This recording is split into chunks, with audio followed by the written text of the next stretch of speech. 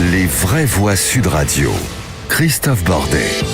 Et oui, les vraies voix seules contre tous, prime de Noël facultative, il faut que les entreprises jouent le jeu. Voilà, c'est ce que je pense, d'accord ou pas avec moi, évidemment, on vous attend. 0826 300 300. Avec nous, Robert Laffont, président du groupe Entreprendre Laffont Presse, bien sûr. Bonsoir. Bonsoir à tous. Bonsoir Christophe. Alain Griset, président de l'Union des entreprises de proximité. Merci beaucoup d'être avec nous également. En plus, vous sortez de l'Élysée, donc vous avez des nouvelles toutes fraîches à nous donner. On va voir ça dans un instant. Enfin, bonsoir. Ou pas, on va voir ce que vous pouvez dévoiler ou pas dévoiler. Au téléphone, Laurent Aubel, patron de l'entreprise Les Couvreurs Occitans. Bonsoir, mon cher Laurent Aubel. Bonsoir. Et merci d'être avec nous. Allez, Emmanuel Macron a proposé la prime exceptionnelle facultative et défiscalisée versée à l'initiative de l'employeur pour contribuer à la hausse du pouvoir d'achat suite à la grogne des Gilets jaunes.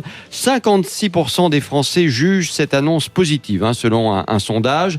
Alors certes, les petites entreprises, les TPE, les PME n'ont pas forcément les moyens de verser une prime même défiscalisée. En revanche, les grands groupes qui pour certains font de l'optimisation fiscale, qui pour certains ne paient pas d'impôts en France, ce qui est purement scandaleux, il faut quand même le dire, doivent mettre, à mon avis, la main à la poche. Prenons l'exemple du secteur de la maroquinerie. Tiens, nous avons de grandes et belles maisons qui recherchent en permanence des artisans, qui se plaignent de ne pas trouver, mais qui paient beaucoup de leurs salariés au lance-pierre. Alors tu m'étonnes, pardon, mais les petites mains très affûtées qui fabriquent des sacs à main à 5 000 ou 10 000 euros en boutique et qui sont payés que 1 500 ou 1 600 euros par mois, c'est quand même se fiche de la tête du monde. Pendant ce temps, des maisons fleurons de la mode françaises se font des milliards d'euros en vendant leurs sacs, par exemple, à l'étranger et dans le monde entier. Alors pardon, mais elles peuvent quand même verser une prime de fin d'année à leurs salariés.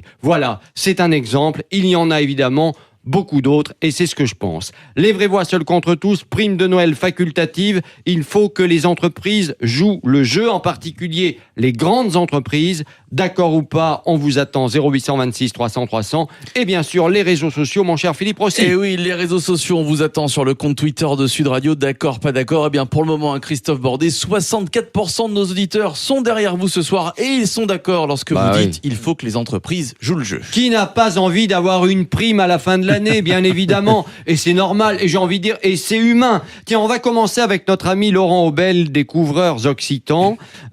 Combien de salariés, mon cher Laurent ? 39 salariés. Bon, actuellement. ça marche plutôt bien pour vous ?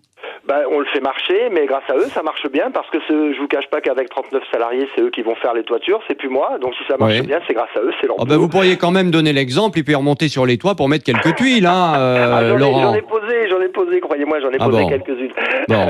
Dites-moi, Laurent, vous avez décidé, on en a parlé sur Sud Radio déjà, de verser une prime à vos salariés sans payer les charges dues à l'État. Oui. Vous êtes novateur puisque vous avez annoncé ça bien avant le discours d'Emmanuel Macron. Vous croyez il vous a entendu, vous croyez, finalement ? Non ? C'est évident. Non, mais vous aviez décidé très sérieusement il y a quelques jours de dire je vais verser une prime de 500 euros si mes souvenirs sont bons, et il n'y aura rien pour l'État, je prends un risque, mais c'est comme ça. Oui, parce qu'à un moment donné, il y en a marre. Je veux dire, moi j'avais un budget de 500 euros par salarié, et puis quand on fait le virement, on vire plus que 250, puisqu'effectivement, quand on a 500 euros de budget par salarié, il y a 500 euros pour les charges. Alors les charges, il faut les payer. Moi, je suis entièrement d'accord. Bien sûr qu'il faut payer les charges, et on paye des charges sur nos salaires tout au long de l'année. Mais là, j'ai dit merde quoi. On a payé des charges toute l'année. On a dehors des commerçants qui ont vraiment besoin de bosser, et si je leur donne des demi-charges, des demi-primes, ils vont faire des demi-dépenses. C'était ma façon à moi de faire un coup de gueule pacifiste, parce que j'avais pas envie de me révolter plus que ça. Et puis, maintenant que j'ai fait un retour auprès de mes salariés, je peux vous garantir que c'est efficace, parce que j'ai clairement augmenté leur pouvoir d'achat pour les fêtes, parce que d'abord, ils s'y attendaient pas. Ça, c'est une bonne chose. D'abord, parce que du coup, elle est plus importante que prévu. Vous allez verser combien finalement alors ? Pardon ? Vous allez verser combien finalement? Alors en fait, j'ai versé de 500 à 800 euros suivant l'ancienneté des salariés, parce que j'ai versé même à des salariés qui viennent d'arriver dans la boîte. Il y en a qui ont signé le contrat au 1er décembre, ils ont déjà eu la prime. Alors, vraiment, le but était vraiment enfin nous sur Toulouse ici, il y a quand même eu pas mal de blocages aux abords des centres commerciaux. Moi, je travaille dans une zone industrielle à proximité d'un centre commercial, et je voyais tous ces commerçants qui bossaient pas le samedi. Je dis c'est pas possible. On sait, vous et moi, que dans les affaires, ce qui est perdu se rattrape jamais. J'ai dit bon, mais peut-être que si je donne plus d'argent aux gars, les samedis suivants, ils iront dépenser cet argent-là et ça permettra de compenser, parce que moi j'ai besoin que les commerçants du coin ils gagnent leur vie.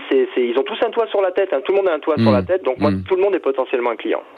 Alain Griset, président de l'Union des entreprises de proximité, donc avec nous. Alain Griset, vous pensez quoi de l'initiative que Laurent Aubel a pris quelques jours seulement avant les annonces du président? D'abord, je salue sa volonté de permettre à ses salariés d'avoir cette prime. Bon, je trouve que cette volonté-là, il l'a prise quelques jours trop tôt de la donner, parce que aujourd'hui, il s'est mis en difficulté. Bien, malheureusement. Bon, en même temps, si c'est accordé... Non, malheureusement, l'administration, aujourd'hui, légalement parlant, pour qu'on dise les choses précisément. Clairement, légalement parlant, aujourd'hui, il doit payer des cotisations dessus. Oui. Bien. Tant que la loi de finances n'est pas votée, elle devrait être votée lundi, pour autoriser cette prime. A priori, il peut y avoir des contrôles et derrière des rappels. Bon, j'espère que l'administration sera suffisamment ouverte pour ne pas le faire. Mais si je parle juridiquement, il y a cette possibilité-là. Donc, il faut dire à nos collègues que ceux qui le peuvent, attendons que la loi de finances soit votée, de façon à ce qu'il n'y ait pas d'ambiguïté et qu'il n'y ait pas après nécessaire de négocier avec l'URSSAF le remise de majoration. Avec nous, Robert Laffont, le président du groupe Entreprendre Laffont Presse, Alain Griset, président de l'Union des entreprises de proximité, au téléphone Laurent Aubel, patron de l'entreprise Les Couvreurs Occitans. Je le rappelle, Emmanuel Macron a proposé la prime exceptionnelle facultative et défiscalisée versée à l'initiative de l'employeur en cette fin d'année pour contribuer à la hausse du pouvoir d'achat. Évidemment, tout ça fait écho à la grogne des Gilets jaunes. 56% des Français jugent cette annonce positive selon un sondage. Donc c'est quand même pas si mal que ça. Est-ce que cette décision va créer finalement une distorsion entre certains salariés et, j'ai envie de dire, entre les entreprises? Parce qu'il y a des entreprises, on l'a dit, qui vont pouvoir le faire, d'autres qui vont pas pouvoir le faire. Est-ce qu'il n'y a pas un risque à ce niveau-là? Tiens, je pose la question à Laurent Aubel, qui est au plus près de ses salariés, au plus près des gens. Là, vous, tous vos salariés donc vont être concernés par la prime que vous leur versez. Mais est-ce qu'il n'y a pas un risque plus globalement que il y ait des jalousies fortes finalement entre les uns, les autres, etc. Est-ce que cette histoire de prime, c'est vraiment une bonne idée finalement? Une prime, une prime pour la consommation, pour le pouvoir d'achat. Oui, pour le pouvoir d'achat, c'est forcément une bonne idée. Donner plus d'argent à des salariés, c'est forcément une bonne idée. Est-ce que toutes les entreprises vont pouvoir le faire? Alors c'est une bonne question. A priori non. Mais il y a une question moi je me pose, c'est est-ce que toutes les entreprises vont vouloir le faire? Parce que peut-être qu'il y a des entreprises qui peuvent le faire et qui vont pas vouloir le faire.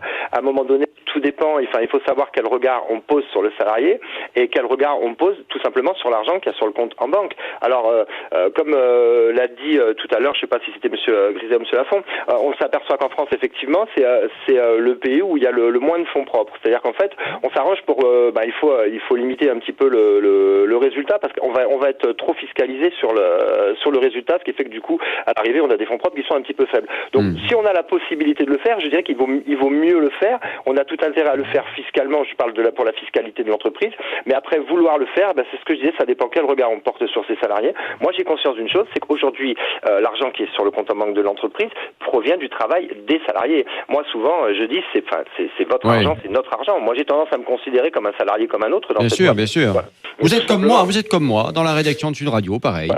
Voilà. Oui, bien sûr. Évidemment. C'est la même chose.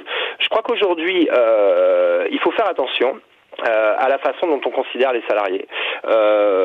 J'ai eu beaucoup de messages sur Facebook suite à l'annonce que j'avais fait. J'ai eu quelques messages de patrons, mais la plupart des messages que j'ai eus, c'est des messages de salariés, des messages de soutien, des messages qui étaient vraiment agréables, vraiment gentils, où en fait ce qu'ils avaient apprécié, c'est au-delà de l'aspect financier et de l'argent que j'avais viré, c'est le geste en fait que j'avais fait, la façon dont je les considérais, que je les avais fait passer en fait devant, peut-être devant le législateur, ce qui est peut-être pas, comme disait M. Griset, ce qu'il y a le plus intelligent à faire, parce qu'effectivement, on risque de me réclamer l'argent. J'ai pas dit que c'est pas intelligent, j'ai dit que c'était risqué. Hein. Oui, c'est risqué, voilà. Mais à un moment donné, en fait, j'ai décidé d'investir. Moi, j'ai décidé d'investir sur l'humain. Hein. Pour faire de la toiture, il faut des outils, il faut des camions, il faut d'abord des couvreurs, et puis il faut aussi des gens qui travaillent dans les bureaux. Donc, j'investis sur l'humain. Ils sont pour moi extrêmement importants. C'était pour moi un geste fort de le faire.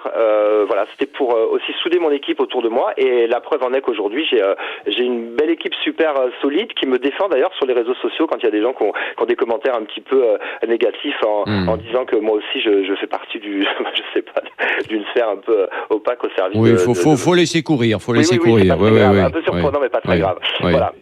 Alors Claude est avec nous.